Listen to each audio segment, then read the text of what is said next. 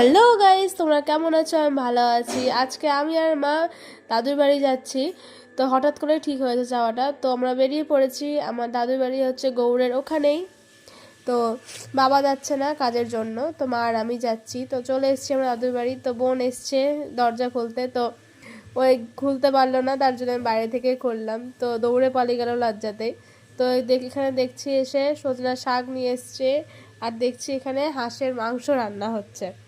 তো জানতামই করবে আজকে, সব আলু টালু ভাজলো, মাংস বানালো, তো পেঁয়াজ টেয়াজ দিল, মানে যেমন আর কি করে ওরকমই করে করলো, মাসি করলো রান্নাটা। তো খুব সুন্দর হয়েছিল খেতে রান্নাটা। আর পেঁপে দিল, পেঁপে দিলে নাকি খুব ভালো টেস্ট হয় রান্নাতে। আর দিদা ওখানে কলার পাতা কেটে নিচ্ছে, আর আমি ধরে রাখছি সব।